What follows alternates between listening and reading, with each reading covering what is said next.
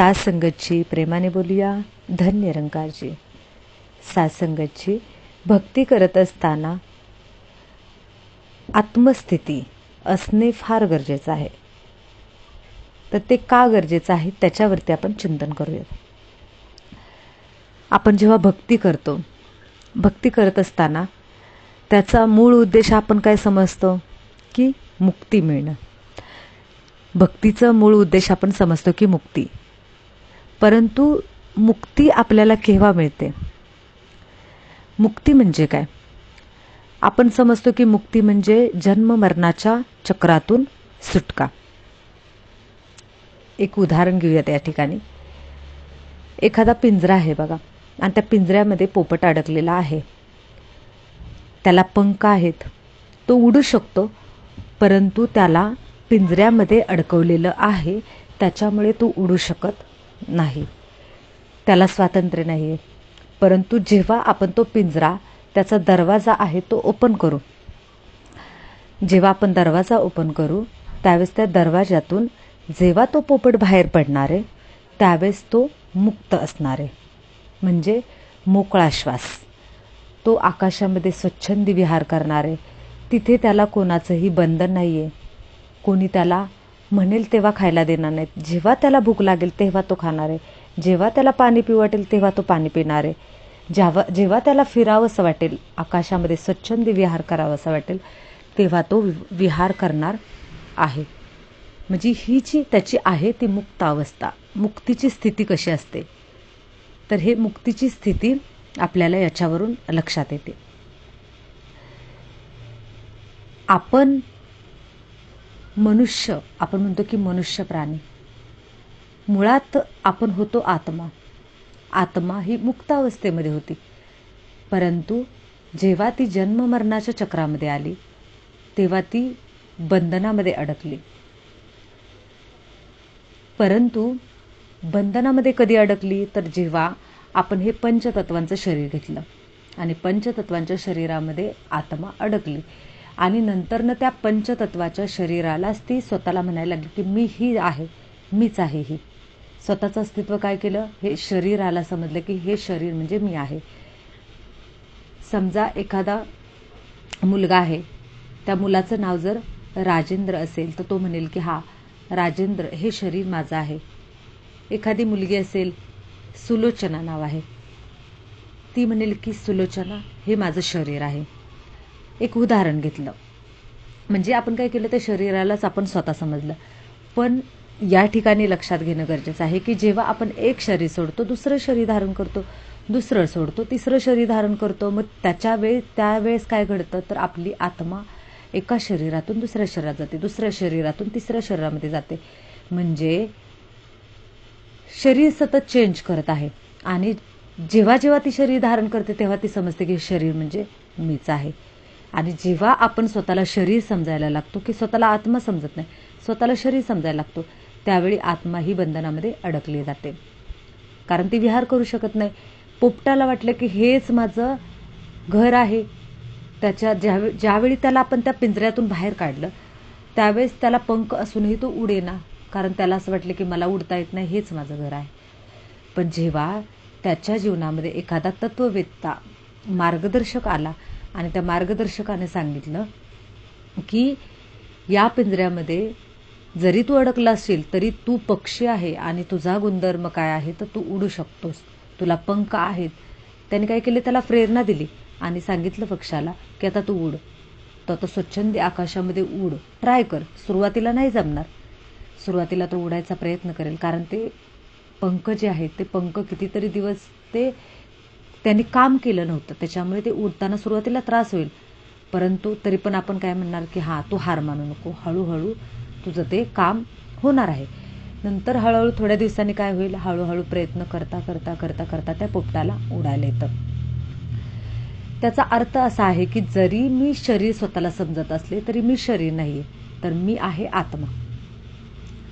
मग मी आत्मा आहे हे शरीर सुरुवातीला मान्य करायला तयार होत नाही.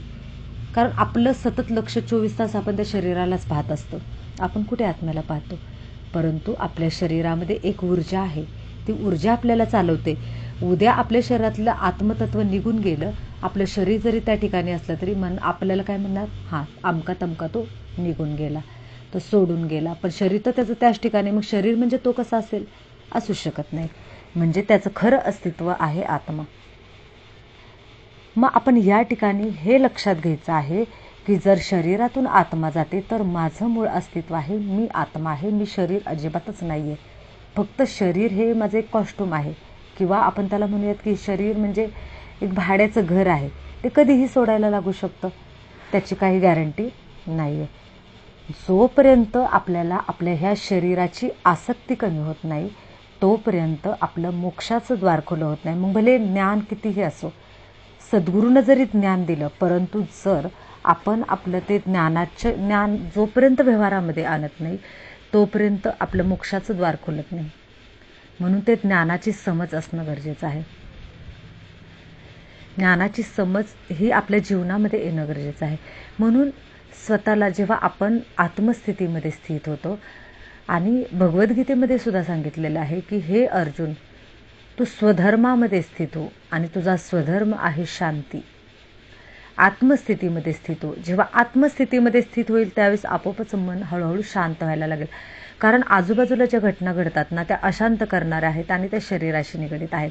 कारण शरीराशी निगडीत आहे माझा मुलगा, माझा भाऊ, माझी आई, माझी वडील, माझे मित्र, माझं घर, माझं घड्याळ, माझा मोबाईल, माझी TV, माझं माझं माझं माझं हे शरीराशी निगडीत आहे. परंतु आत्म्याला ह्याच्यातलं काय लागतंय का? आत्म्याला ह्याच्यातलं काहीही लागत नाही. जोपर्यंत हा अभ्यास आपला रोज होत नाही, आत्मस्थितीचा अभ्यास आपला रोज होत नाही की मी शरीर नाही तर मी एक चैतन्य आत्मा आहे, जोपर्यंत आपल्याला हे कळत नाही ना तोपर्यंत आत्मा मुक्त होऊ शकत नाही. आत्म्याला जर मुक्ततेचा आनंद घ्यायचा असेल, स्वच्छतेचा काय म्हणतात ना, स्वातंत्र्याचा आनंद घ्यायचा असेल, तर सर्वप्रथम पहिली जी कोणती पायरी असेल तर ती म्हणजे ज्ञान, आणि ज्ञानानंतर दुसरी जी पायरी आहे ती म्हणजे आत्मस्थितीची अनुभूती. मग आपल्याला स्वतःला आत्मा समजायचे आणि आपण इतरांच्यामध्ये सुद्धा आत्मा पाहायचे. मग आता एखाद्या कोणाला प्रश्न असा पडतो की आत्म्याला पाहायचं कसं? बघा, मुळात ह्या सृष्टीमध्ये प्रत्येक गोष्ट निर्माण झाली आणि त्याला काहीतरी आपण सिम्बॉल दिलेला आहे.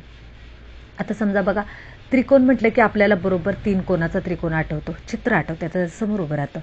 समुद्र, एका समुद्र आहे, समुद्राला आपण समुद्र नाव दिलं, नदीला नदी नाव दिलं, टीव्हीला टीव्ही नाव दिलं, आपण काहीतरी नाव दिलं आणि किती चित्र आठवतं. आता हा जो परमात्मा आहे तो परमात्मा जर निराकार आहे तर त्याला सुद्धा आपल्याला काहीतरी एक सिम्बॉल द्यावा लागेल. मग साधू संतांनी सांगितले की नाही की प्रकाश स्वरूपामध्ये आपण त्या आत्मतत्वाला पाहू शकतो. आता आपण जर 2 भुवयांच्या मध्ये जर आत्म्याचा अनुभव केला किंवा आत्मा त्या ठिकाणी पाहिला, एक प्रकाश स्वरूपामध्ये पाहिला, एक स्टार स्वरूपामध्ये आपण पाहिला, तर आपल्याला ते जास्त सोपं पडणार आहे. आपण जर एका दुसऱ्यांच्यामध्ये जर आपण स्टार आत्मा पाहिला की हा ह्याच्यामध्ये आत्मा आहे, त्याच्यामध्ये आत्मा आहे, त्याच्यामध्ये आत्मा आहे, किंवा माझ्यामध्येही आत्मा आहे, आत्मस्थितीचा अनुभव करण्यासाठी आपण स्वतःला आत्मा समजायचं, म्हणजे एक स्टार आपण समजायचं, प्रकाश समजायचं. कारण असं म्हटलेलं आहे की प्रकाश स्वरूपम शिवोहम शिवोहम, ज्ञान स्वरूपम शिवोहम शिवोहम. आपण जोपर्यंत ह्या शिवाचं दर्शन करायचं आहे तोपर्यंत आपण स्वतःला जोपर्यंत प्रकाश समजत नाही, आपण तो पण प्रकाश स्वरूपम आहे, आपणही प्रकाश स्वरूपम आहे, आपण त्याचं जर आपल्याला दर्शन करायचं असेल किंवा आपल्याला आत्मस्थितीचा अनुभव करायचा असेल तर आपल्याला प्रकाश स्वरूपाचा एक आपण आत्म्याला प्रकाश समजायचा आणि त्या प्रकाशाला आपण इतरांच्यामध्ये पाहायचं. बरेच जण म्हणतील की हा मी याच्याकडे पाहिलं तर मला तर आत्मा कुठे दिसते, मला तर ते शरीर एवढं मोठं दिसतं. म्हणून शरीराचा अनुभव होण्यासाठी आत्म्याचा अनुभव व्हावा असं वाटत असेल तर त्याच्या 2 भुवयांमध्ये प्रकाश पाहायचा की हा प्रकाश म्हणजे ही आत्मा आहे, की हा ही आत्मा आहे, ती आत्मा आहे.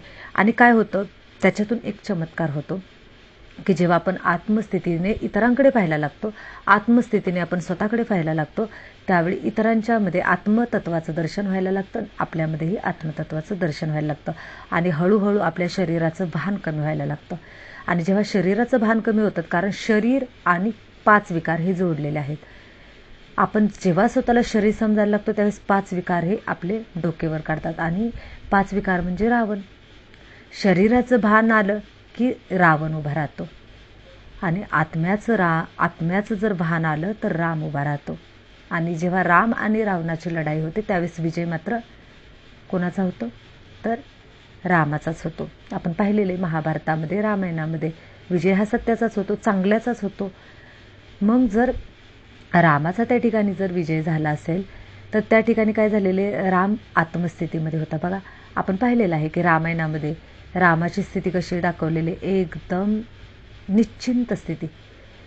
कारण रामाला माहिती होतं की जे व्हायचे ते होणारच आहे, जे घडतंय ते घडणारच आहे. त्याच्यामध्ये किंतु परंतु करून काय फायदा. जे आहे तो स्वीकारत होता, तो स्वीकारभाव रामामध्ये होता. आणि रावणामध्ये मात्र माझ्याच मनासारखं झालं पाहिजे, लोभ, काम, क्रोध, लोभ, मोह, मत्सर. सीता त्यावेळेस असं म्हटलं जातं की रामायणामध्ये की सीता एक खूप सुंदर स्त्री होती. आणि सीतेचं लग्न रामाशी झालं होतं, तर रावणाला सीता हवी होती बायको म्हणून. म्हणजे त्याच्यामध्ये कामवासना जागृत झालेली की मला ही सुंदर स्त्री माझी बायको असावी.